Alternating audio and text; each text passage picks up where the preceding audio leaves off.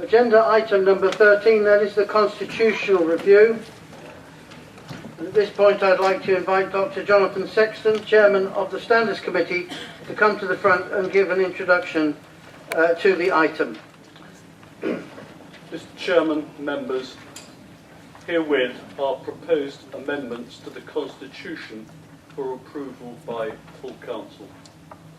The detail of the proposed changes are summarised section by section in the cover paper, specifically in sections 3 onwards to section 10. In addition, the full detail of the proposed changes are set out in the text of the constitutional documents as track changes. Members can therefore see what it is that is being proposed or changed. The covering paper also makes specific reference to 2 meetings of the Standards Committee on the 15th of September of last year and the 21st of January of this year, in which stages of the Constitutional Review Working Party's work was reviewed, received, and subject to any amendments it wished to make was then to be recommended to the full Council for adoption. So in other words, behind those 2 meetings were a whole series of meetings by the Constitutional Review Working Party, by my record 7 in all, in which, in relation to the detail of these documents, scrutiny took place virtually line by line. The point I wish to make is that this is a substantial piece of work for your consideration.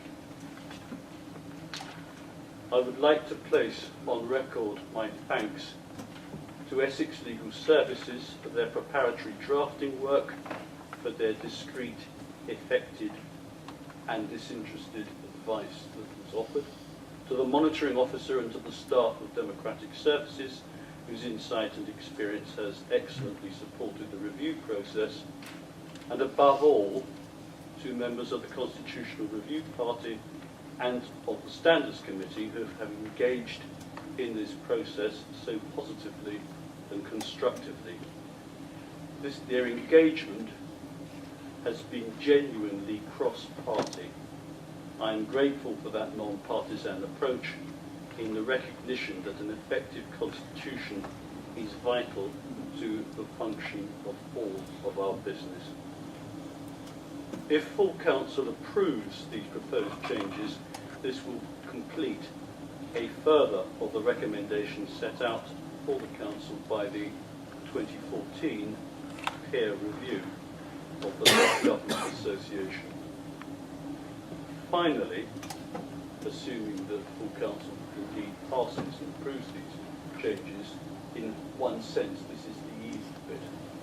The challenge thereafter to make these changes come alive and be adopted and lived as practice, and we will start to pursue that through a programme of training which the Standards Committee will seek to monitor and progress. Chairman, I commend these proposals for adoption by full Council. Thank you. Thank you very much indeed for introducing that item and for all the work that you have put in on behalf of this Council for us. I move then that the revised parts of the Council's Constitution as detailed in these annexes be adopted. Will the Vice Chairman second, please? I second that, sir.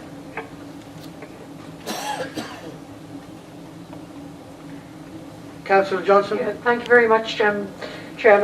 You will recall at our pre-meet yesterday with you that I raised some issues that a member of the public had raised with us as councillors. Mr. Howes has prepared something that he could refer to. It was reference to overview and scrutiny and witnesses and call-in. So perhaps if Mr. Howes could put that addition in now as we're progressing with this. I too am very grateful. I've worked on constitutions in the past, and this again was a very thorough job. And I think it is important that it not only went to the Constitutional Working Party but also later on to us at Standards, because sometimes things get missed in one group and then fresh eyes looking find other things. So So thanks to the staff who helped us through all of this. But I'd leave Mr. Howes to cover what we discussed yesterday at our pre-meet. Thank you.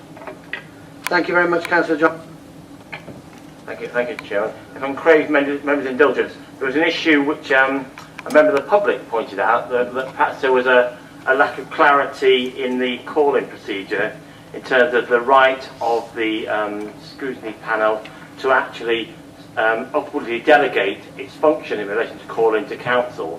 So while there's a process set out for it on page 159, I think earlier on under the paragraph 15.0 on page 158, there ought to be a reference that the scrutiny panel does have that power. And what I'm suggesting is that somewhere probably before the paragraph F, we have a phrase which says that the overview and scrutiny panel may, instead of exercising the function of calling itself, arrange for the function to be exercised by full council. That complies with the law, but I think also it gives clarity, and it's quite pleasing that actually a member of the public is so interested to actually review our own constitution. Speaking to the peer review panel today, they've never ever heard of that happening in any other local authority. So. Thank you, Mr. House. Councillor Hayton, please.